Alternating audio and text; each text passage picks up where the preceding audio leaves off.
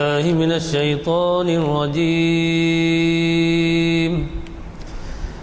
بسم الله الرحمن الرحيم.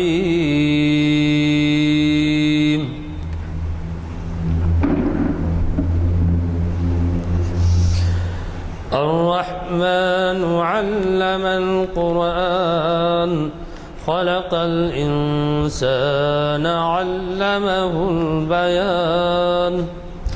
الشمس والقمر بحسبان والنجم والشجر يسجدان والسماء رفعها ووضع الميزان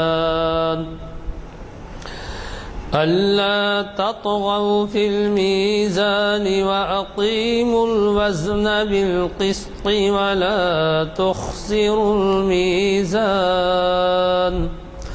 والأرض وضعها للأنام فيها فاكهة والنخل ذات الأكمام والحب ذو العصف والريحان فبأي آلاء ربكما تكذبان. صدق اللہ العظیم. آج ہماری یہ نشست شریعت انفارمیشن سروس کی 530ویں نشست ہے، جسے ایک اسلامک اسٹڈیز کے اسکالر حافظ محمد وسیم الحق ندوی صاحب مخاطب کر رہے ہیں. یہ نشست آج 17 مارچ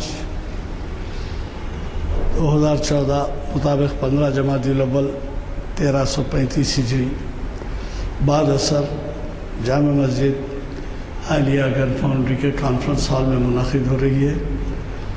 اور مخرج صاحب نے جو عنوان دیا ہے بڑی اہمیت کا حامل ہے، شکر نعمت اور اس کے تقاضے. یوں تو آج ہولی کا دن ہونے کی وجہ سے کچھ ہماری حاضری متاثر ہے، لیکن پھر بھی مجھے خوشی ہے کہ آپ حضرات نے تعاون کیا اور ہمیں سننے کا موقع ادا کیا. اگر آپ کی ان محافل میں اگر حاضری ہوتی رہی تو یہ ہمارے لیے بھی بہت سی ہمت افزائی کی بات ہے. منتظمین جو یہ ارینج کرتے ہیں، جو اس کے انتظام کرتے ہیں، ان کے لیے بہت ہی ہمت افزا بات ہوتی ہے جب آپ شرکت فرماتے ہیں. جبھی تو یہ محافل، چلو کہ پہلے سے میں آپ کو بتا چکا ہوں کہ 45 محافل ایک سال میں ہوتے ہیں، تو یہ 530ویں محفل ہے، یعنی 10 سال سے زیادہ ہو گئے. 450 پہ 10 سال ہوتے ہیں، یہ 530 پہ 11 سال سے بھی بڑھ گئے. تو یہ سب آپ کے تعاون کا نتیجہ ہے، اور ہمارے بزرگوں کو چاہیے کہ نوجوانوں کو ان محافل سے استفادے کی ترغیب دیں، کیونکہ وہ آج کل جیسے کہ آپ واقف ہیں زیادہ تر ان کا وقت کرکٹ میں اور ٹی وی کے دیگر پروگرامز کے اندر نظر ہو جاتا ہے، لیکن وہ دین کے تعلق سے کچھ سیکھنا چاہتے ہیں تو ان کے پاس وقت نہیں ہے. تو کریے، اپنے گھر میں کوشش کریے ان کو ترغیب دینے کی. میں آج کے مخرج صاحب سے گزارش کرتا ہوں کہ وہ شہ نشین پر تشریف لائیں اور اپنے خود کے دیے ہوئے عنوان سے جس کا اعلان کیا جا چکا ہے ہمیں مخاطب فرمائیں. ونستعینہ ونستغفرہ ونؤمن بہ ونتوکل علیہ ونعوذ باللہ من شرور انفسنا ومن سیئات اعمالنا من يهده الله فلا مضل له ومن يضلله فلا هادي له ونشهد أن لا إله إلا الله وحده لا شريك له ونشهد أن سيدنا وحبيبنا وشفيعنا ومولانا محمدا عبده ورسوله أرسله بالحق بشيرا ونذيرا صلى الله تعالى عليه وعلى آله وأصحابه وأهل بيته وبارك وسلم تسليما كثيرا كثيرا. أما بعد فقد قال الله تبارك وتعالى: أعوذ بالله من الشيطان الرجيم بسم الله الرحمن الرحيم لئن شكرتم لأزيدنكم ولئن كفرتم إن عذابي لشديد۔ محترم بزرگوں اور میرے نوجوان بھائیوں، شریعت انفارمیشن سروس کی یہ 530ویں نشست اور اس نشست کا جو عنوان ہے شکر نعمت اور اس کے تقاضے، اس عنوان سے متعلق ظاہری طور پر یہ عنوان ایسا لگتا ہے کہ ایک عام عنوان ہے، اور ایسا بھی لگتا ہے کہ شاید بہت سے لوگوں نے اس موضوع پر بہت سی بار سنا ہے۔ جو چیز عام ہو جاتی ہے اور بار بار سننے کو بھی ملتی ہے، اس کے باوجود اس کے بعض پہلو ہمارے دماغ سے، ہماری نظروں سے، ہمارے سوچ و فکر سے اوجھل ہو جاتے ہیں۔ کوئی چیز بہت زیادہ آسانی سے ملتی ہے تو آدمی کو اس کی قدر و قیمت کا اندازہ صحیح طور سے نہیں ہو پاتا یا ہونے کے بعد کمزور ہو جاتا۔ اس لیے میں نے اس عنوان کا انتخاب کیا، شکر نعمت تقاضے۔ اس عنوان کے اندر 3 لفظ ہیں: شکر، نعمت، تقاضے۔ شکر سے کیا مراد ہے؟ شکر بولتے کس کو ہیں؟ شکر یہ ہے کہ محسن کے احسان، جو آدمی نعمت دینے والا ہے، احسان کرنے والا ہے، جس کو ہم بولیں گے اردو میں محسن، محسن کے احسان کو سمجھا جائے اور محسن کی مرضی کے خلاف کوئی کام نہ کیا جائے، یہ شکر ہے۔ محسن کی مرضی کے خلاف کوئی کام نہ کرنا یہ شکر ہے۔ دوسرا لفظ، اب اس شکر کے اندر 3 اقسام، موٹی موٹی طور پر 3 اس کی قسمیں ہوں گی۔ ایک شکر زبانی ہے، لفظی ہے، شکر لسانی، زبان سے شکر ادا کرنا۔ پھر زبان سے شکر ادا کرنے کے اندر بھی 2 چیزیں ہیں: ایک ایسے الفاظ سے شکر ادا کرنا کہ جس سے واقعی زبانی جو شکر کا اظہار کیا جا رہا ہے اس کا حق ادا ہو جائے۔ شکر لسانی کے اندر ایک ہے کہ زبان کو استعمال کرنا، اور ایک یہ ہے کہ زبان کو استعمال اس انداز سے کرنا اظہار شکر میں کہ اظہار شکر کا حق ادا ہو جائے، تو اس کے لیے الفاظ کا انتخاب کرنا، ایسے الفاظ لانا جس سے کہ واقعی شکر کا اظہار ہو جائے، اظہار شکر کا حق ادا ہو جائے۔ اس میں 2 چیزیں ملے گی، ایک ہے الفاظ شکر لسانی کے اور پھر وہ عمل۔ تو ایک ہے زبانی شکر اور ایک ہے قلبی شکر، دل سے شکر ادا ہو، دل کے اندر شکر، دل ہمارا شکر سے لبریز ہو، ادائے شکر کے جذبات سے لبریز ہو، بھرا ہوا ہو، یہ ہے شکر قلبی، دل سے شکر ادا کرنا۔ اور ایک ہے شکر عملی، عملی طور پر اظہار شکر کرنا۔ جو عملی طور سے اظہار شکر ہے وہ وہی تقاضا ہے جس کو عنوان کے اندر کہا گیا شکر نعمت اور اس کے تقاضے۔ جس کو ہم شکر عملی بولیں گے وہی تقاضا ہوگا شکر کا۔ تو اس لحاظ سے شکر کی عملی شکر کا نام شکر کا تقاضا، جو شکر کا تقاضا ہوگا وہ عملی شکر ہوگا۔ اب اس کے بعد ایک لفظ ہوگا نعمت۔ نعمت سے متعلق اللہ ہمیں جو کچھ عطا کرے وہ اللہ کی نعمت ہے۔ ظاہر میں جو چیز ہمارے موافق ہو وہ بھی نعمت ہے، ظاہری نظر میں جو چیز ہمارے موافق نہ ہو وہ بھی نعمت ہے، جو ہم جس چیز کو اپنے ہاتھ سے چھو سکتے پکڑ سکتے وہ بھی اللہ کی نعمت ہے، اور جس چیز کو ہم اپنے ہاتھ سے چھو نہیں سکتے پکڑ سکتے لیکن اس کا وہ موجود ہے، اس کا ہم علم رکھتے، اس کا احساس رکھتے، وہ بھی نعمت ہے۔ جیسے ہوا ہے، ہم اپنے ہاتھوں سے اس کو پکڑ نہیں سکتے لیکن اس کے موجود ہونے کا ہم کیا کرتے ہیں؟ یقین رکھتے ہیں، تو یہ بھی اللہ کی نعمت ہے۔ تو ایسے ہی دسیوں نعمتیں ہیں، بہت سی نعمتیں وہ ہیں جن تک آدمی پہنچ نہیں پاتا، وہ بھی ہمارے نعمت ہے اللہ کی۔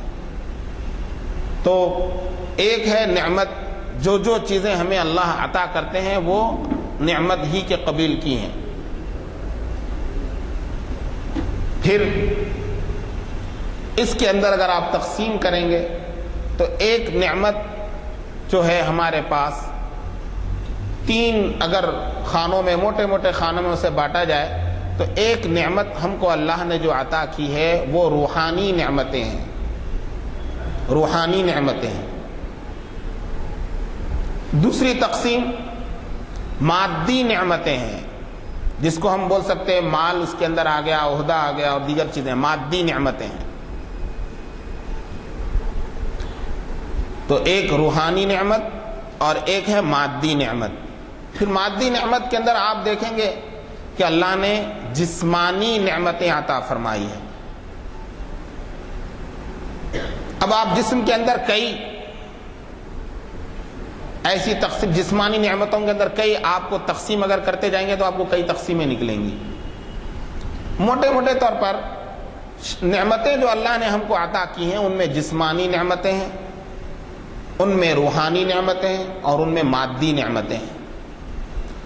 ہمیں ایک ایک اللہ کی نعمت کو یاد کرنا، یاد رکھنا اور اس پر اللہ کا شکر کرنا، اظہار شکر کرنا، یہ ایک انسان کا، ایک مسلمان کا، ایک مومن کا فریضہ ہے۔ مذہبی فریضہ بھی ہے، انسانی فریضہ بھی ہے، اخلاقی فریضہ بھی ہے، اور ایک اعتبار سے دیکھا جائے تو قانونی فریضہ بھی ہے۔ میں مختصر طور پر پہلے جو اللہ نے ہم کو روحانی نعمتیں عطا فرمائی ہیں ان کی طرف توجہ دلانا چاہتا ہوں۔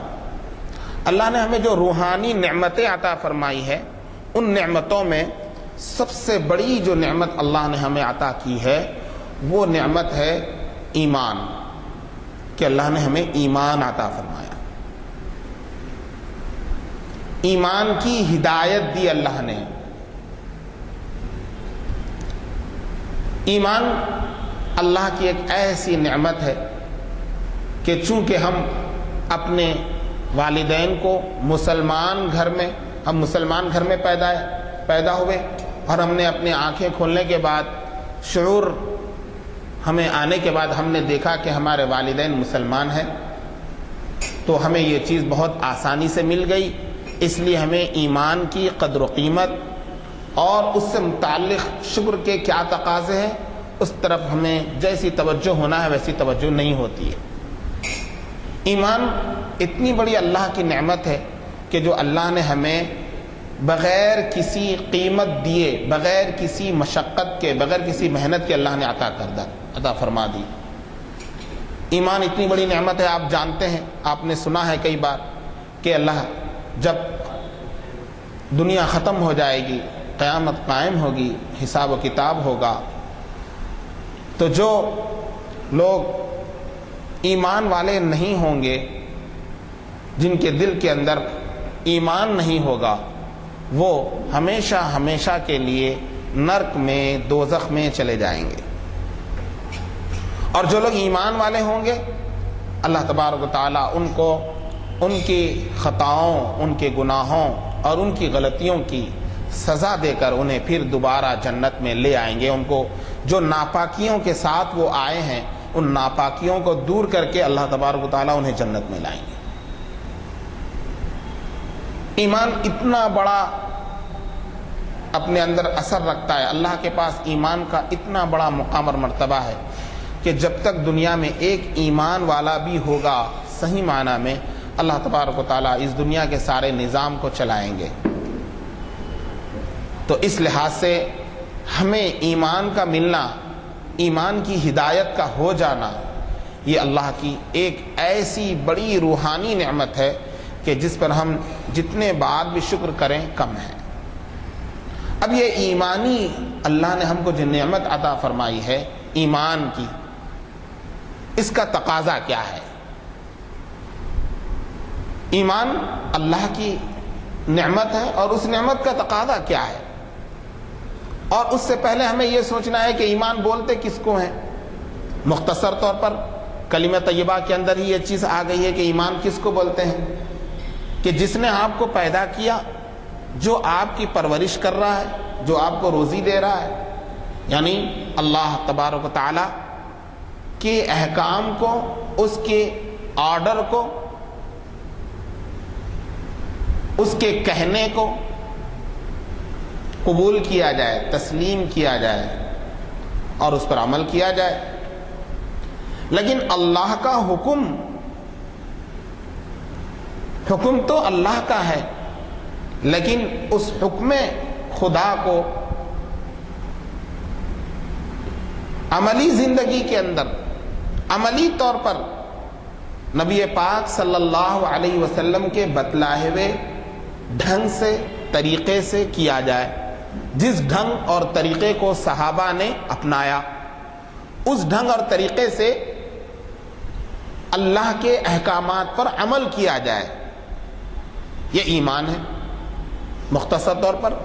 تو اللہ نے ہمیں یہ ایمان والے گھر میں پیدا کر کے لا الہ الا اللہ محمد رسول اللہ کا یہ جو مفہوم ہے کہ مجھے چلنا اللہ کے حکم پر ہے، لیکن اللہ کے حکم پر چلنے کا جو ڈھنگ ہوگا وہ میری مرضی کا نہیں ہوگا، میرے سماج کی مرضی کا نہیں ہوگا، میرے آباء و اجداد کی مرضی کا نہیں ہوگا، بلکہ رسول اللہ صلی اللہ علیہ وسلم نے اس حکم رسول کو، اس حکم خدا کو کرنے کا جو ڈھنگ بتایا، اس ڈھنگ سے کروں گا میں۔ تو یہ ایمان ہے۔ اب اس ایمان کی قدر و قیمت یہ ہے، جیسا کہ میں نے آپ سے کہا کہ قدر و قیمت آج عموماً ہمیں اس سلسلے کے اندر بڑا مغالطہ ہو جاتا ہے کہ ہم اللہ کے حکم تو پورا کر رہے ہیں، اللہ کے حکم کو تو اپنی زندگی میں لا رہے ہیں، لیکن اس طریقے سے نہیں لا رہے جس طریقے پر اللہ کے نبی صلی اللہ علیہ وسلم نے ہمیں بتلایا۔ تو اس لیے شکر عملی یہ ہے کہ ہم ایمان کی قدر و قیمت کو جانیں، اور ایمان کا شکر یہ ہے کہ ہم اللہ کے نبی صلی اللہ علیہ وسلم کے بتلائے ہوئے طریقے کے مطابق اللہ کے احکامات کو اپنی زندگی میں لائیں۔ جیسے مثال کے طور پر آپ دیکھیں گے کہ بہت سے ایسے مواقع آتے ہیں کہ جس موقع کے پر آدمی کہتا تو یہ ہے کہ میں اللہ کا حکم پورا کر رہا ہوں، لیکن آپ دیکھیں گے کہ وہاں پر اللہ کا حکم آدمی کہہ تو رہا ہے کہ میں اللہ کا حکم پورا کر رہا ہوں، اور واقعی وہ اللہ کا حکم پورا کر رہا ہے، لیکن رسول اللہ صلی اللہ علیہ وسلم کے بتلائے ہوئے ڈھنگ اور طریقے سے وہ اللہ کا حکم پورا نہیں کر رہا۔ رزلٹ اور نتیجے کے اعتبار سے دیکھا جائے تو وہ اللہ کا حکم نہیں ہوا، بلکہ آپ نے اپنی مرضی چلائی وہاں پر، نتیجہ یہ ہوا کہ وہ اللہ کا حکم تو پورا نہیں ہوا بلکہ آپ کا نفسانی تقاضا پورا ہوا۔ تو اس لیے ہم اور آپ، جیسے آپ دیکھتے ہیں کہ بھئی شادی بیاہ کے موقع پر ہم کہتے ہیں کہ اللہ کے نبی صلی اللہ علیہ وسلم، نکاح نبی کی سنت ہے، نبی کا طریقہ ہے، اللہ کا حکم ہے، قرآن میں اللہ نے حکم دیا کہ جو لوگ شادی کی ہوئی بے شادی شدہ ہیں، غیر شادی شدہ ہیں، وہ نکاح، ان کے سرپرستوں کا کام یہ ہے کہ ان کا نکاح کریں، اللہ کا حکم ہے۔ اللہ نے کہا فَانْكِحُوا مَا طَابَ لَكُم مِّنَ النِّسَاءِ، نکاح کرو۔ اب ایک ہر آدمی نکاح کرتا ہے، کہتا ہے کہ یہ اللہ کا حکم ہے، قرآن میں آیا ہے نکاح کرنا ہے، لیکن نکاح کر رہا ہے تو اس طریقے پر کر رہا ہے جس طریقے پر صحابہ نے اللہ کے نبی سے سیکھا، اس طریقے سے نہیں کر رہا ہے، بلکہ نکاح کے اندر اس نے اپنے سماج کو اور اپنی مرضی کو، اپنی نفسانی چاہتوں کو اس نے داخل کر لیا۔ نتیجہ یہ ہوا کہ نکاح تو ظاہر میں اللہ کا حکم پورا کرنے کا دعویٰ ہے، لیکن اللہ کا حکم نبی کی سنت کے مطابق نہیں ہوا تو کل آخرت کے اندر وہ قابل قبول نہیں ہوگا، اور اللہ کے حکم کو پورا کرنے سے جو برکتیں ملنی چاہیے وہ برکتوں سے آدمی محروم ہو جاتا ہے۔ تو سب سے پہلے اللہ کی روحانی نعمتوں میں جو بڑی نعمت ہے وہ ایمان ہے۔ اللہ نے ہمیں ایمان عطا فرمایا۔ اس کے ساتھ ساتھ اب اس ایمان کے تقاضوں میں ایک تقاضا، جیسا کہ میں نے کہا کہ رسول اللہ کی سنت کے مطابق ہر ہم ایمانی تقاضے کو ہم پورا کریں۔ ایک اور بات ہے وہ یہ ہے کہ اللہ نے ہمیں ایمان عطا فرمایا، اس ایمان کو ہم دوسروں تک پہنچانے کے لیے ہم نے کیا کیا؟ یہ بھی نعمت ایمان کا تقاضا ہے، نعمت ہدایت کا تقاضا یہ ہے کہ ہم اس کو دوسروں تک پہنچائیں۔ ایمان مسلمانوں کے پاس ایک نعمت ہے، اور یہ نعمت کے وہ مالک نہیں ہیں، اس نعمت کے وہ امین ہیں۔ ایمان ہمارے پاس امانت ہے، اس امانت کو ہمیں دوسروں تک پہنچانا ہے۔ نتیجہ یہ ہے کہ ہم اس نعمت ایمان کو کی خود بھی قدر نہیں کرتے ہیں، جیسی قدر کرنا چاہیے ویسی قدر نہیں کرتے ہیں، اور اس کا جو تقاضا ہے، اس کے تقاضوں میں سے جو ایک تقاضا ہے کہ اس کو دوسروں تک پہنچانا، اس سلسلے کے اندر بھی ہم پیچھے ہیں۔ نتیجہ یہ ہے آج کے جو حالات ہیں مسلمانوں کے، ان حالات کی روشنی میں یہ بات پوری وثوق کے ساتھ کہی جا سکتی ہے کہ یہ سارے حالات اسی لیے ہے کہ ہم نے نعمت ایمان کو سمجھا نہیں، ہم نے اس کی قدر نہیں کی، اور اس کے تقاضوں میں جو ایک تقاضا تھا کہ ہم اس کو دوسروں تک پہنچاتے، ہم نے اس سلسلے میں بڑی کوتاہیاں کی۔ ایک بات بہت اچھی طرح اس بات کو سمجھنے کی کوشش کریں آپ، وہ یہ ہے کہ ہندوستان کے اندر اللہ تبارک و تعالیٰ نے، ہندوستان جب آزاد ہوا، انگریزوں کے پنجے سے آزاد ہوا، تو اللہ تبارک و تعالیٰ نے مسلمانوں کے ایک موقع عطا فرمایا۔ وہ موقع اس انداز سے ہے کہ اللہ نے اس ملک کو جمہوری ملک بنایا، جس کے اندر ہر آدمی کو اپنے خیالات کو پیش کرنے کی آزادی اللہ نے عطا فرمائی۔ ہم نے اپنے ایمانی خیالات کو پیش کرنے کے لیے جیسی جد و جہد کرنی چاہیے تھی ویسی ہم نے جد و جہد نہیں کی۔ اس ملک کے اندر مسلمان اقلیت میں، مائنارٹی میں ہیں، اور اس مائنارٹی کو اللہ نے ایک چانس دیا ہے، ایک موقع دیا ہے کہ اس زمین کے اس خطے کے اندر اللہ نے ہمیں یہ موقع دیا، یہاں کے دستور کے حساب سے ہمیں اپنے ایمانی خیالات کو پیش کرنے سے کوئی رکاوٹ نہیں ہے، لیکن ہم نے اپنے ایمانی خیالات کو جو اللہ نے ہمیں قرآن کے ذریعے عطا فرمائے، رسول اللہ کی سیرت کے ذریعے اللہ نے ہمیں جو عطا فرمائے، ہم نے ان ایمانی خیالات کو، ان ایمانی باتوں کو ہم نے دوسروں تک پہنچایا نہیں۔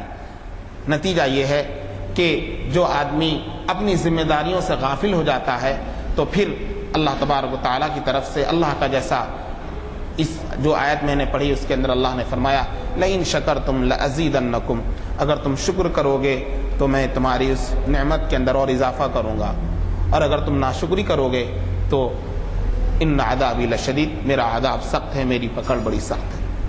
نتیجہ یہ ہے کہ اللہ کی پکڑ ہمارا پیچھا کر رہی ہے، اس لیے کہ ہم نے نعمت ایمان کو دوسروں تک پیش کرنا اپنا فریضہ نہیں سمجھا۔ ایمان ہندوستان جیسے ملک کے اندر اللہ نے ہمیں اس ملک کو جمہوری طور پر بنا کر اتنا زبردست، اتنا گولڈن چانس اللہ نے ہمیں عطا فرمایا، اور ہم ابھی تک اس سلسلے کے اندر جیسے اس سلسلے میں ہمیں چوکنا ہونا چاہیے تھا، کمر بستہ ہونا چاہیے تھا، اور اس سلسلے میں جیسی جد و جہد کرنی چاہیے تھی ہم نے جد و جہد نہیں کی۔ نتیجہ یہ ہے کہ آج ہم مسلمانوں کی صورتحال، ابھی الیکشن کا زمانہ قریب ہے، ہر الیکشن کا زمانہ قریب ہوتا ہے تو کسی اللہ والے نے ایک بات کہی کہ مسلمانوں نے اپنے ایمان کو ایمان کی قدر و قیمت نہیں جانی تو اللہ نے انہیں یہ مقام دے دیا ہندوستان کے اندر کہ مسلمانوں کی حیثیت ریلوے اسٹیشن کے ایک قلی جیسی ہے، ایک قلی کے جیسی ہے۔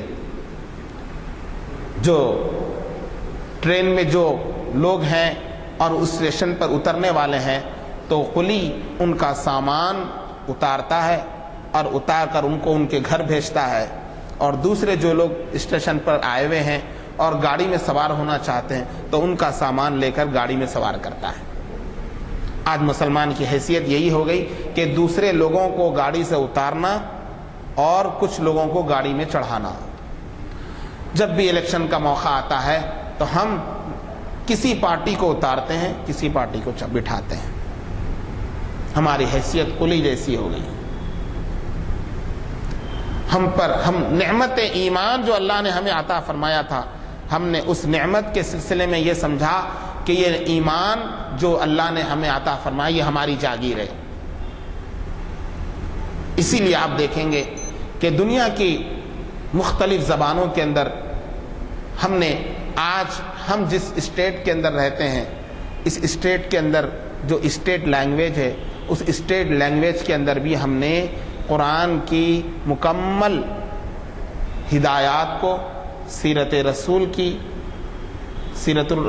رسول کو ہم نے تیلگو زبان کے اندر اپنے بھائیوں تک نہیں پہنچایا۔ نعمت ایمان ایک ایسی چیز تھی کہ اگر ہم اس کو ان تک پہنچا دیتے تو وہ اپنا اثر دکھاتا۔ تو میرے بھائیوں، موجودہ دور کے تقاضے میں، موجودہ صورتحال کے تقاضے میں ہم ایمان کو اللہ کی ایک بہت بڑی روحانی نعمت سمجھیں، اور اس نعمت کے تقاضوں میں جو ایک تقاضا ہے، ہم کتنے بار دوسروں کو چڑھائیں گے اور دوسروں کو ایک کو چڑھائیں گے اور ایک کو اتاریں گے۔ ظاہر ہے کہ ہم ان کو نعمت ایمان نہیں دیے۔ ایمان جو سب سے بڑی ایسی نعمت ہے کہ جس کے آ جانے کے بعد آدمی کے اندر بے انتہا تبدیلی آ جاتی ہے، وہ تبدیلی ہم نے پیدا کرنے کی کوشش نہیں کی۔ تو جو لوگ حکومت پر آئیں گے، اقتدار پر آئیں گے، وہ مسلمانوں کا یا اپنے ماتحتوں کا، جب وہ اللہ کے تقاضوں کو پورا نہیں کرتے ہیں تو وہ بندوں کے تقاضوں، انسانوں کے تقاضوں کو کہاں پورا کریں گے؟ اس لیے وقت کا تقاضا ہے کہ نعمت ایمان کی ہم قدر کریں، خود بھی قدر کریں، اور اس کے تقاضوں میں جو ایک تقاضا ہے کہ ہم اس کو دوسروں تک پہنچانے کے لیے جس انداز سے بھی کوشش کر سکتے کریں۔ نعمت ایمان، روحانی نعمتوں میں ایک ایمان اللہ نے ہمیں عطا فرمایا، اور ایک اور نعمت ہے کہ یہ ایمان کمزور ہوتا ہے اور طاقتور ہوتا ہے۔ ایمان یہ کم ہوتا ہے، کمزور بھی ہوتا ہے، طاقتور بھی ہوتا ہے، کم بھی ہوتا ہے، بڑھتا بھی ہے۔ تو اللہ تبارک و تعالیٰ نے شیطان ایمان کو کمزور کرنے کے مشن پر لگا ہوا ہے، تو اللہ تبارک و تعالیٰ نے ہمیں ایسی چیزیں عطا فرمائی کہ جس سے شیطان کا مشن ناکام ہو جائے اور ایمان ہمارا کیا ہو جائے؟ طاقتور ہو جائے۔ تو اللہ نے اس کا بھی انتظام فرمایا۔ اس کے انتظامات میں سے ایک انتظام اللہ نے یہ عطا فرمایا کہ اللہ نے رسولوں اور نبیوں کو بھیجا، کہ رسولوں اور نبیوں کی زندگی اور ان کی زبان سے نکلنے والی ارشادات انسانوں کے ایمان کو کیا کرتے ہیں؟ طاقتور کرتے ہیں، پاور دیتے ہیں، ان کو توانائی دیتے ہیں۔ انسان کا نفس اور شیطان انسان کے اندر کے ایمان کو کمزور کرتے رہتے ہیں۔ اللہ تبارک و تعالیٰ نے ایک نعمت ہمیں یہ عطا فرمائی کہ رسولوں اور نبیوں کو بھیجا، اور ان میں آخری رسول محمد رسول اللہ صلی اللہ علیہ وسلم کو بھیجا، اور بھیجنے کے آپ کو آخری نبی بنا، اور آپ کے بعد اللہ تبارک و تعالیٰ نے جو کام آپ سے پہلے انبیاء جو کام کرتے تھے، اللہ نے وہ کام ہمیں عطا فرمایا۔ اللہ کے نبی کی آمد سے پہلے جو انبیاء جو کام کرتے تھے، حضرت عیسیٰ، اور آپ سے پہلے حضرت موسیٰ، حضرت ابراہیم، حضرت اسحاق، حضرت یعقوب، حضرت نوح، یہ سارے انبیاء جو کام کرتے تھے، اللہ نے وہ کام آپ کی امت کو عطا فرمایا۔ آپ اسی لیے کہا گیا، پھر اس کے اندر درجات ہے کہ علماء اس کام کے وارث ہیں، اور جتنے عام آدمی ہیں وہ بھی اس کے ذمہ دار ہیں۔ اللہ تبارک و تعالیٰ نے قرآن پاک میں فرمایا کہ دیکھو تم بہترین امت ہو، تم بہترین ہو، ساری قوموں میں تم ساری اقوام کے اندر سب سے بہتر قوم ہو تم، اور تم بہتر اس لیے ہو کہ تم لوگوں کو اچھی باتوں کا کیا کرتے ہو، حکم دیتے ہو، اچھی باتوں کا شوق دلاتے ہو، اچھی باتوں کی طرف لوگوں کو آمادہ کرتے ہو، اچھی باتوں کی تم لوگوں کو ترغیب دیتے ہو، اس لیے تم کیا ہو، دوسری قوموں سے بہتر ہو، اور بری باتوں سے تم لوگوں کو روکتے ہو، ہر بدی سے، ہر خرابی سے تم لوگوں کو روکنے کی کیا کرتے ہو، تلقین کرتے ہو۔ تو یہ ہماری ذمہ داری تھی۔ تو ایمان بڑھتا ہے اور کمزور ہوتا ہے۔ اللہ تبارک و تعالیٰ نے ہمارے ایمان کو طاقتور کرنے اور کمزور ہونے سے بچانے کے لیے اللہ نے نبیوں اور رسولوں کا سلسلہ شروع کیا، اور اس کے بعد اللہ نے ہمیں یہ سلسلہ عطا فرمایا کہ علماء انبیاء کے وارث ہیں۔ تو اللہ نے علماء کو پیدا فرمایا کہ علماء کے ذریعے کمزور ایمان والوں، علماء کی بات چیت کے ذریعے، اولیاء کرام کے ذریعے، بزرگان دین کے ذریعے، بزرگوں کی زندگی اور ان کی صحبتوں کے ذریعے آدمی کے ایمان کے اندر کیا ہوتی ہے، طاقت آتی ہے۔ تو اللہ نے اولیاء کرام کا، انبیاء کا سلسلہ جو ہمیں عطا فرمایا، یہ بھی اللہ کی نعمت ہے۔ ہر اللہ کا ولی اللہ کی نعمت کا ایک نمونہ ہے۔ ہم ایک اللہ کے ولیوں کا جو کام ہوتا ہے وہ کام یہ ہوتا ہے کہ انسان کی ذاتی زندگی کے اندر خدا کے احکامات اور رسول اللہ کی زندگی آ جائے، رسول اللہ کی سنتیں آ جائے۔ یہ اولیاء کرام کا پہلا مشن ہوتا ہے۔ قرآن پاک کے اندر اللہ نے فرمایا کہ دیکھو اے ایمان والو، تقوی اختیار کرو، یا ایھا الذین آمنوا اتقوا اللہ، اے ایمان والو تقوی اختیار کرو، اور پھر کہا کہ وکونوا مع الصادقین، سچوں کے ساتھ ہو جاؤ۔ سچے کون ہیں؟ قرآن پاک میں ایک جگہ اللہ نے فرمایا جو سچے ہیں وہ متقی ہیں۔ تو اس آیت کے اندر اللہ نے فرمایا کہ دیکھو تقوی والوں کے تقوی اختیار کرو، اور تقوی اختیار کرنے کا طریقہ کیا ہو سکتا کہ تم تقوی والوں کے ساتھ ہو جاؤ۔ اگر اللہ تبارک و تعالیٰ تقوی والوں کو دنیا میں نہ، تقوی والے دنیا میں نہ ہو، اور پھر یہ حکم دیا جائے کہ تم تقوی والوں کے ساتھ ہو جاؤ، ایسا تو ہو نہیں سکتا۔ اس سے معلوم ہوا کہ علماء، اولیاء کرام اللہ کی نعمتوں میں سے ایک نعمت ہے۔ جو اللہ والے ہیں ہم ان کی صحبتوں سے فائدہ اٹھائیں، اور یہ ان کی صحبت سے فائدہ اٹھانا یہ اللہ کی روحانی نعمت کا شکر ہے۔ اسی طریقے سے اللہ نے ہمیں ایمان، جیسا کہ میں نے کہا، بڑھتا ہے، کمزور ہوتا ہے۔ قرآن کی تلاوت کے ذریعے اللہ نے ہمیں قرآن عطا فرمایا کہ اس قرآن کی تلاوت آدمی کے ایمان کو کیا کرتی ہے، طاقت پہنچاتی ہے۔ کمزور ایمان طاقتور ہو جاتا ہے قرآن کی تلاوت کے ذریعے۔ تو یہ تلاوت قرآن، اللہ نے ہمیں قرآن، ایک دور تھا کہ قرآن آدمی تک نہیں پہنچ سکتا تھا، آدمی کی پہنچ قرآن تک نہیں ہوتی تھی، لیکن اب پرنٹنگ کا دور، آسانیاں ہو گئی، ہر آدمی کے گھر میں قرآن آسانی سے موجود ہے، پہنچ چکا ہے۔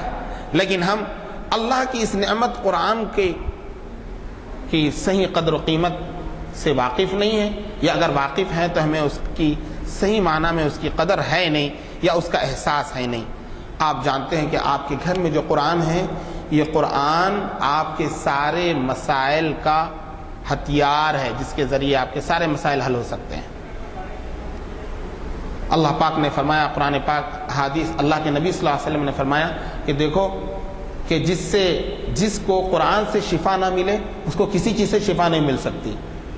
کوئی چیز ہے ہی نہیں اس کی کہ جس سے اس کو شفا ملے۔ جس کو قرآن سے شفا نہ ملے اسے کسی چیز سے شفا نہیں ملے گی۔ قرآن سے شفا کیا ہے؟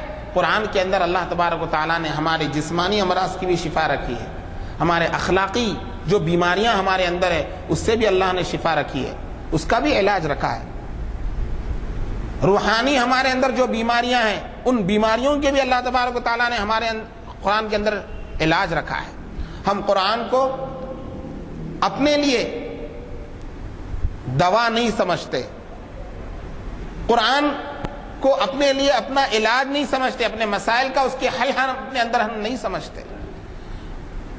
صحیح معنی میں ہم قرآن کی کو نعمت ہونے کا ہمیں احساس نہیں ہے، صحیح معنی میں قرآن کی نعمت ہونے کا. قرآن کی تلاوت بھی ہمارے مسائل کا حل ہے.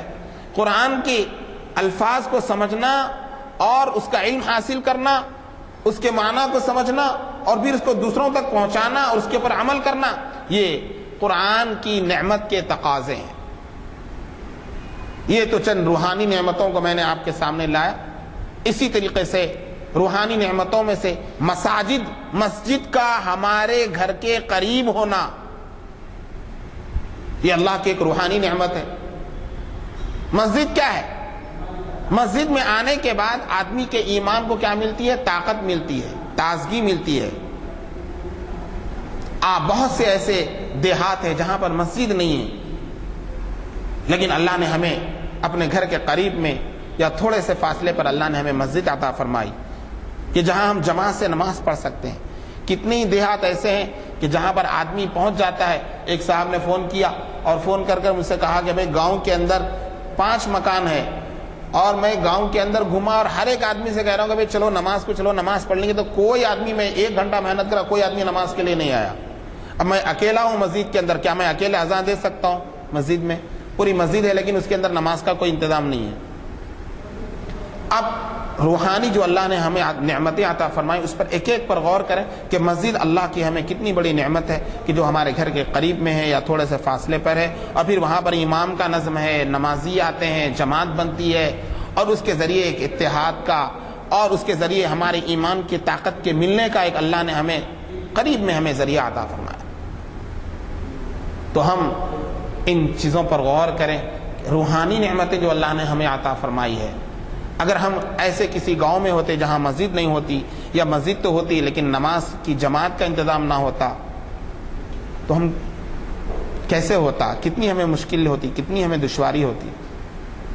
تو اس لیے ہم ان روحانی نعمتوں سے متعلق بھی اپنے ذہن کے اندر ان چیزوں کو مستحضر بار بار ان ذہن میں ان چیزوں کو لاتے جائیں کہ یہ ہمیں اسی طریقے سے آپ دیکھیں گے کہ ہمیں دین کی بات سننے کا وقتاً فوقتاً جمعہ میں اور دیگر اس قسم کے، جیسے ابھی یہ موقع ہے، اس قسم کے اور بہت سارے موقع ہمیں ملتے رہتے ہیں.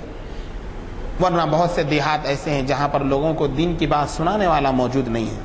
وہ سننا چاہتے ہیں لیکن ان کو دین کی بات سنانے والے نہیں میسر ہیں.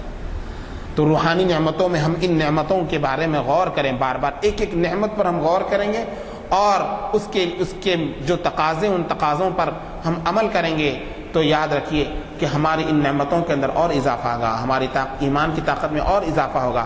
جہاں ہماری ایمانی طاقت بڑھے گی ویسے ہی ہمارے مسائل بھی حل ہونا شروع ہوں گے. آج ہمارے تمام مسائل کا حل، ہم اپنے مسائل کا حل چاہتے ہیں لیکن ہمارے مسائل حل نہیں ہوتے. ہم جیسے جیسے دوا کر رہے ہیں اور ہماری بیماری بڑھتے جا رہی، اس لیے کہ ہمارے جو علاج ہے، ہماری جو دوا ہے وہ قرآن سے ریلیٹڈ نہیں ہے، قرآن سے متعلق نہیں ہے، ایمان سے متعلق نہیں ہے. تو اس لیے ہم اور آپ قرآن کی نعمت کو سمجھیں، مساجد کو ایک نعمت کے طور پر قبول کریں اور اس سے جتنا بھی ہم اپنے مساجد کو ایمان کے طاقتور، خود کے ایمان کے بھی اور دوسروں کے بھی ایمان کے طاقتور کرنے کا ہم ذریعہ بنا سکتے، اس طرح ہم اپنی مساجد کو جو ہے بنانے کی کوشش کریں. مادی نعمتوں پر اگر آپ غور کریں گے، مادی جو نعمتیں ہیں، مادی نعمت کا مطلب یہ ہوتا ہے کہ جو ختم ہو جانے والی ہیں، وہ نعمتیں جو ختم ہو جانے والی، ایک وقت تک آپ کے پاس وہ نعمتیں ہیں لیکن پھر اس کے بعد وہ ختم ہو جانے والی. ان نعمتوں کے اندر آپ سب سے بڑی نعمت جو اللہ نے ہمیں عطا فرمائی ہے وہ نعمت ہے اللہ نے ہمیں ماں باپ عطا فرمائے، خاندان عطا فرمایا.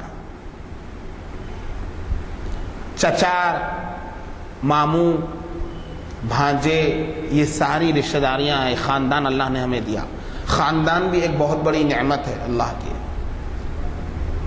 آپ تھوڑا سا اگر کوئی ایسے آدمی سے آپ کی ملاقات ہو جائے جس کا یوں سمجھیے کہ کسی بچپن کے اندر بچھڑ گئے اور کسی آدمی نے ان کو لیا، پرورش کی اور بڑے ہو گئے، اور بول بھی دیا کہ بھائی تم بچھڑ کر میرے پاس آ گئے تھے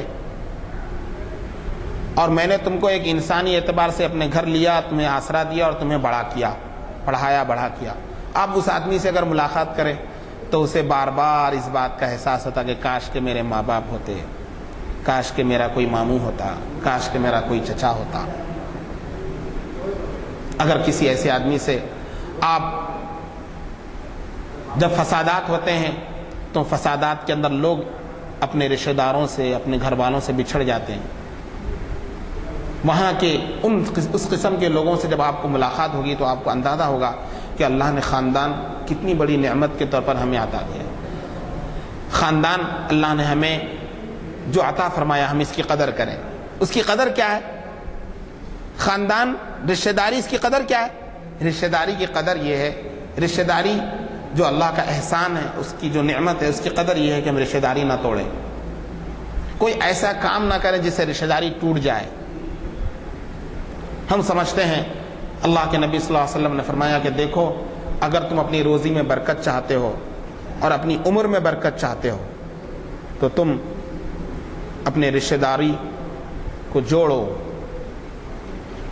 رشتہ داری کو توڑنا اتنا بڑا گناہ ہے، اتنا بڑا گناہ ہے کہ اللہ کے نبی صلی اللہ علیہ وسلم نے فرمایا کہ جب آدمی رشتہ داری توڑتا ہے تو اللہ کا عرش ہل جاتا ہے۔ آپ بولیے، آپ اگر کسی کے چچا ہیں یا آپ کسی کے بھانجے بھتیجے ہیں تو کیا آپ کسی آدمی کو پکڑ کر بولے کہ آپ میرے چچا ہے؟ ایسا تو نہیں ہوا۔ آپ ایک گھر کے اندر پیدا ہوئے، جو والد کے رشتہ دار ہیں وہ آپ کے چچا، تایا، پھپھو ہوئے، اور آپ کی جو ماں کے رشتہ دار ہیں وہ آپ کے ماموں، خالہ وغیرہ ہوئے۔ تو اللہ نے جس خاتون کو آپ کی خالہ کے طور پر بنایا ہے، اللہ نے جس مرد کو آپ کے چچا اور تایا کے طور پر بنایا ہے، آپ اس کو ایکسیپٹ نہیں کرتے، قبول نہیں کرتے، نہیں آپ میرے چچا نہیں ہے، اس لیے تو میں آپ کو دور کرنا چاہتا ہوں، میں آپ سے دور ہو جانا چاہتا ہوں۔ تو یہ اللہ کی دی ہوئی نعمت کی ناقدری ہے۔ رشتہ داری بہرحال ایک بہت بڑی نعمت ہے۔ جن لوگوں کو رشتہ دار میسر نہیں ہے، اگر آپ ان سے ان کے احساسات، ان کے خیالات جب آپ سنیں گے تو آپ کو اندازہ ہوگا۔ تو اس لیے مادی نعمتوں میں ایک بہت بڑی نعمت اللہ نے ہمیں جو عطا فرمائی ہے وہ نعمت خاندان کا ہونا، رشتہ داری کا ہونا۔ اس لیے آدمی حتی الامکان کوشش کرے کہ رشتہ داری نہ ٹوٹے، کوئی ایسا کام نہ ہو جس سے ہمارے ذریعے سے رشتہ داری ٹوٹی۔ اور مادی نعمتوں میں ایک بڑی جو نعمت ہے ہمیں جو اللہ نے عطا فرمائی ہے، وہ نعمت یہ ہے کہ اللہ نے ہمیں ضرورتوں کے پوری کرنے کا اللہ نے وعدہ کیا ہے۔ ہر انسان کی ضرورتیں پوری ہوتی ہیں، انسان اپنی خواہشات کی تکمیل کے لیے پریشان ہے، ضرورتیں تو خود اللہ تبارک و تعالیٰ پوری کرتے ہیں۔ ہاں اللہ نے حکم دیا ہے، اللہ نے اسباب کے پردے میں اللہ ضرورتوں کو پوری کرتے ہیں۔ انسان کو کچھ نہ کچھ اسباب اختیار کرنا پڑتا ہے، ورنہ ضرورتیں تو اصل اللہ ہی پوری کرتے ہیں۔ انسان کو اللہ نے جو چیزیں انسان کی زندگی کے اندر حاصل ہیں، عموماً شیطان اور ہمارا نفس ہمیں جو نعمتیں ہم پر اللہ کی ہیں ان سے ہماری نظروں کو ہٹا دیتا ہے۔ ایک مثال کے طور پر میں آپ کو پوچھوں، آپ اپنے گھر کے اندر قلم کاپی لیں اور لے کر لکھنا شروع کریں کہ جو چیزیں مجھے حاصل ہیں، اگر آپ اس کو لکھنا شروع کریں گے اور اس کے بعد آپ تھوڑی دیر کے بعد لکھنا شروع کریں گے، جتنا آپ کا ذہن ساتھ دے آپ لکھنا شروع کریں گے کہ یہ مجھے یہ نعمت ملی ہوئی ہے، یہ نعمت ملی ہوئی ہے، یہ نعمت ملی ہوئی ہے، آپ لکھنا شروع کریں گے۔ اس کے بعد جتنا آپ نے اپنے دماغ کے اوپر زور ڈالا اور لکھ لیا، اب دل یہ بولے کہ بھائی اب آگے اور میں کچھ نہیں لکھ سکتا، فہرست بن گئی ہے پوری لسٹ اللہ نے جو مجھے عطا کی ہیں۔ اس کے بعد جو چیزیں اللہ نے مجھے عطا نہیں کی ہیں، اگر آپ اس کی لسٹ بنائیں گے تو آپ یقین جانیے کہ جو چیزیں اللہ نے آپ کو عطا فرمائی وہ لسٹ لمبی رہے گی، اور جو اللہ نے آپ کو عطا نہیں فرمائی وہ لسٹ کم رہے گی۔ انسان پریشان اس لیے ہوتا ہے کہ جو چیز اس کے پاس موجود ہے اس کی اہمیت اس کو نہیں ہوتی ہے، اور جو چیز اس کے پاس نہیں ہے آدمی اس کا پیچھے بھاگتا ہے، نتیجے میں وہ پریشان ہوتا ہے۔ اللہ نے انسان کو جن چیزوں کی ضرورت ہے اللہ نے اس کا ذمہ لیا ہے۔ قرآن پاک میں اللہ نے فرمایا وَمَا مِن دَابَّةٍ فِي الْأَرْضِ إِلَّا عَلَى اللَّهِ، زمین کے پر چلنے والے ہر جاندار کی روزی کا ہم نے ذمہ لیا ہے، ہم نے اپنے اوپر لازم کر لیا ہے کہ زمین پر چلنے والے ہر جاندار کی روزی، اس کی ضرورت کو پوری کرنا، یہ ہم نے اپنے اوپر ذمہ کر لیا ہے۔ اللہ نے ایک جگہ یوں فرمایا کہ دیکھو ہم تم سے روزی کموانا نہیں چاہتے، روزی تو دینے والے ہم ہیں، ان اللہ هو الرزاق ذو القوۃ المتین۔ تو میرے دوستو ہمیں اس بات کا خاص طور سے خیال رکھنا ہے کہ اللہ نے ہمیں جو کچھ عطا فرمائی ہے نعمتیں، ہماری ضرورتیں پوری ہو رہی ہیں۔ آپ غور کریں گے کہ اگر آپ کسی چیز کے اندر پریشان ہیں، اگر آپ تھوڑا انالیسس کریں اور غور کریں تو دیکھیں کہ آپ جس کے لیے پریشان رہیں گے وہ عام طور سے وہ چیز رہے گی جو خواہش کے درجے کی رہے گی، ضرورت کے درجے کی نہیں رہے گی۔ تو ہم سوچیں ہمارے پاس اللہ نے ہمیں مکان دیا، مکان ٹھیک ہے ذاتی مکان نہیں ہے، لیکن اللہ نے ہمیں کرائے کے مکان میں رہنے کی سکت دی، کرایہ ادا کرنے کی سکت دی، استطاعت دی۔ تو ہم مکان اللہ کی ایک نعمت ہے۔ اللہ نے ہمیں پہننے کے لیے کپڑے عطا فرمائے، یہ اللہ کی نعمت ہے۔ ہم ایک ایک چیز پر ہم غور کرتے جائیں گے تو میرے بھائیوں کتنی نعمتیں ایسی ہیں جن کی طرف ہماری توجہ نہیں ہے، اور نعمت آدمی کے اندر شکر اس وقت پیدا ہوتا ہے۔ اللہ کے نبی صلی اللہ علیہ وسلم نے فرمایا کہ دیکھو دنیاوی امور کے اندر دنیا کی جو نعمتیں ہیں، مادی جو نعمتیں ہیں، روحانی نہیں، مادی جو نعمتیں ہیں، ان نعمتوں کے اندر آدمی ہمیشہ اپنے سے کم والے کو دیکھے، اپنے سے نیچے والے کو دیکھے۔ ایک آدمی کو اللہ تبارک و تعالیٰ نے مکان دیا ہے اور ایک آدمی کو مکان نہیں دیا ہے، تو آدمی اپنی نظر اس طرف لے جائے جس آدمی کے پاس مکان نہیں ہے۔ اسی لیے کہا تھا شکر اس وقت پیدا ہوگا جب ہم اپنے سے نیچے والوں کو دیکھیں گے۔ مکان، ذاتی مکان والا آدمی اس آدمی کو دیکھے جس آدمی کے پاس ذاتی مکان نہیں ہے۔ جب ذاتی مکان والا آدمی جس کے پاس مکان نہیں ہے اس کو دیکھے گا تو اس کے اندر شکر پیدا ہوگا۔ ذاتی مکان والا آدمی اس سے اونچے مکان والے کو دیکھتا ہے تو اس کے اندر شکر نہیں پیدا ہوگا۔ اور یاد رکھیے مالدار بننے کا آسان فارمولا کیا ہے؟ زندگی میں سکون اور چین پانے کا آسان فارمولا یہ ہے کہ اللہ نے ہمیں جو چیز دی ہے اس کی صحیح قدر کریں اور اس کے اوپر اللہ کا شکر ادا کریں اور اس کے تقاضوں کو پورا کریں، اس سے آدمی آگے بڑھتا ہے۔ کیونکہ قرآن پاک میں اللہ نے صاف طور سے فرمایا لئن شکرتم لازیدنکم، تم شکر کرو میں بڑھاؤں گا۔ تو بڑھنا ہے، ہم کو آگے بڑھنا ہے، تو اس کی آسان شکل یہ ہے کہ ہم جو چیز ہمیں ملی ہے اس کی قدر کریں اور اس کے اوپر اللہ کا شکر کریں۔ شکر کے اندر خاص طور سے لوگ جو ہے جیسے ہم کھانا کھائے، کھانا کھانے کے بعد ہم کیا کرتے ہیں؟ دعا پڑھتے ہیں، دعا پڑھنا ہے۔ تو اب یہ جو دعا پڑھنا ہے یہ اللہ کا شکر ادا کرنا ہے، لیکن یہ جو شکر ہے شکر لسانی ہے، زبانی شکر ہے۔ ایک آدمی کھانے کے بعد دعا نہیں پڑھا تو کوئی گناہگار نہیں ہوا، زبان سے دعا پڑھ کر وہ اللہ کا شکر ادا نہیں کیا کھانے پر تو گناہگار تو نہیں ہوگا، وہ ٹھیک ہے ثواب نہیں ملا۔ لیکن ایک آدمی جو کھانا کھایا، اس کھانا کھانے کے بعد اس کھانے سے اس کو جو توانائی ملی، اس کھانے سے اس کو جو طاقت ملی، اس طاقت کو لے جا کر وہ کیا کرتا ہے؟ غلط جگہ لگاتا ہے۔ تو پھر یہ شکر عملی کے خلاف ہوا، شکر عملی شکر کے تقاضے کے خلاف ہوا۔ شکر عملی یعنی شکر کا تقاضا یہ ہے کہ اللہ نے جو چیز ہمیں عطا فرمائی ہے ہم اس کا صحیح استعمال کریں۔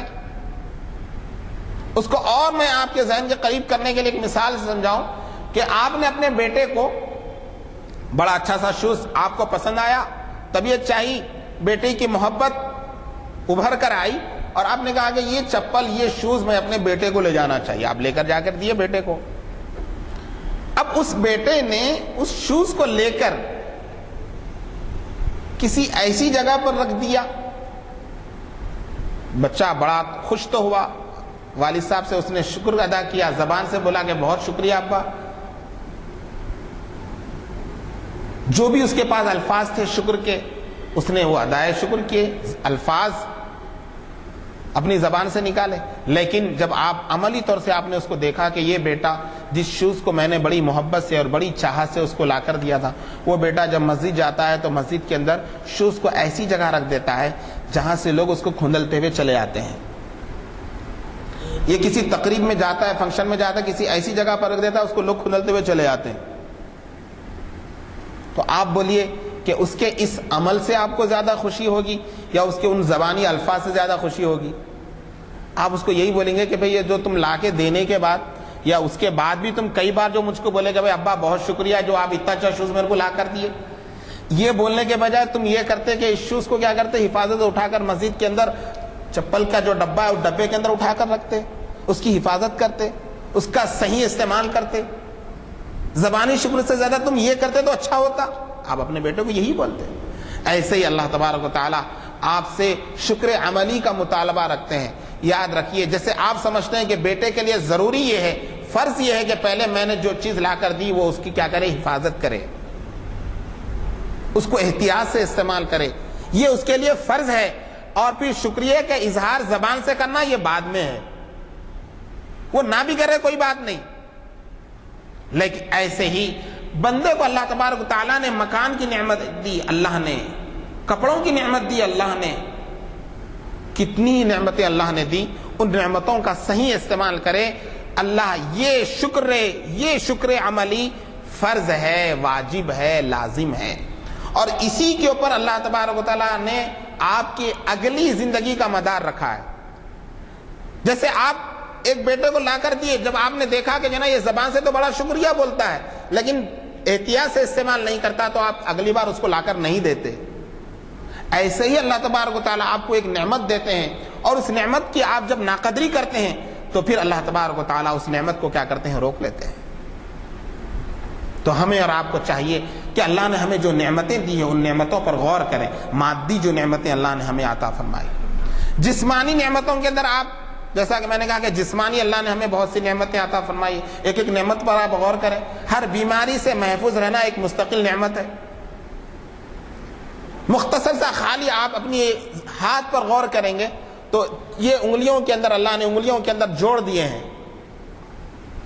کسی کی انگلی اگر اس طرح نہ مڑنے لگے یا ایسی تنی رہے تو آپ بولیے کہ کتنی اس کو پریشانی ہوگی کہ اللہ نے یہ نعمت ہمیں عطا فرمائی کہ ہماری انگلی مڑتی بھی ہے، بیچ میں سے بھی مڑتی ہے، جس انداز سے چاہے ہم اپنی انگلیوں کو کیا کرتے ہیں، فنکشن کرتے ہیں۔ تو اللہ کی کتنی بیماریوں سے ہم محفوظ ہے، اور اللہ نے ہمارے جسم کے اندر یہ جوڑ عطا فرمائے، صرف اسی پر آپ غور کریں گے تو آپ کو اللہ کی کتنی نعمتوں کا اندازہ ہوگا۔ جسمانی نعمتوں پر بھی ہم غور کریں، اللہ نے ہمیں آنکھیں عطا فرمائی۔ آنکھیں آج آپ ایک سے ایک کیمرہ دیکھ کر جو ہے حیرت میں پڑ جاتے ہیں، لیکن اللہ نے ایسے دسیوں کیمرے آپ کی آنکھ کے اندر رکھے ہیں۔ آنکھ کو اللہ نے جیسا بنایا کوئی انسان بنا نہیں سکتا۔ تو اس لیے میرے بھائیوں، ہم اور آپ کو چاہیے کہ ہم کوشش کریں اس بات کی کہ ہم کو اللہ نے جو عطا جو چیزیں جسمانی نعمتوں کے قبیل کی، روحانی نعمتوں کے قبیل کی، مادی نعمتوں کے قبیل کی جو چیزیں ہمیں اللہ نے عطا فرمائی ہے، ہم اس پر غور کریں۔ ہمارے ساری پریشانیوں، ہماری ساری بے سکونیوں کا حل اس میں ہے کہ ہم کو اللہ نے جو چیزیں دی ہیں ہم اس پر اپنی نگاہ جمائیں اور اس کے تقاضوں کو پورا کرنے کی کوشش کریں۔ اللہ خود کہہ رہے ہیں کہ میں نے تمہیں جو چیز دی ہے تم پہلے اس کی قدر کرو، میں تمہیں بڑھاؤں گا۔ اگر تم اس کی ناقدری کرو گے تو میں کیا کروں گا، میرا عذاب سخت ہے۔ اللہ کے سخت عذاب میں سے ایک سخت عذاب یہ ہے کہ جو چیز دی ہے اللہ اس کو کیا کر لیتے ہیں، واپس لے لیتے ہیں، چھین لیتے ہیں۔ اسی لیے آپ دیکھیں گے جیسا کہ میں نے شروع میں کہا کہ ایمان، نعمت ایمان اللہ نے عطا فرمایا، جب ہم اس کی قدر و قیمت نہیں جانے اور اس کے تقاضوں پر ہم نے عمل نہیں کیا تو اللہ نے قرآن پاک میں فرمایا وَإِن تَتَوَلَّوْا يَسْتَبْدِلْ قَوْمًا غَيْرَكُمْ ثُمَّ لَا يَكُونُوا أَمْثَالَكُمْ، کہ اگر تم اس دی ہوئی نعمت سے منہ موڑو گے، ایمان اللہ نے دیا، اس نعمت کی تم قدر نہیں کرو گے اور اس سے اپنا رخ پھیر لو گے تو یاد رکھو وَإِن تَتَوَلَّوْا يَسْتَبْدِلْ قَوْمًا غَيْرَكُمْ، میں کوئی ایسی قوم کو پیدا کروں گا جو تمہاری جیسی ناشکری نہیں ہوگی۔ يَسْتَبْدِلْ قَوْمًا غَيْرَكُمْ ثُمَّ لَا يَكُونُوا أَمْثَالَكُمْ، تو میرے بھائیوں، ہم اور آپ کو چاہیے کہ اس سلسلے کے اندر اللہ کی جو نعمتیں ہیں، روحانی، مادی، جسمانی، ان ساری نعمتوں کے بارے میں ہم بار بار غور کریں، اور ہمارے تمام مسائل کا حل یہ ہے کہ ہم ہر نعمت کے اوپر اپنی نگاہ جمائیں اور اس کی قدر کرنے کی اور اس کے تقاضوں کو پورا کرنے کی کوشش کریں۔ اسی میں ہماری ترقی کا راز ہے۔ جو چیز حاصل ہے آدمی اس کی قدر نہیں کرتا ہے، اور جو چیز حاصل نہیں ہے اس کے پیچھے لگا رہتا ہے، تو یہ کتنی بے وقوفی کی بات ہے۔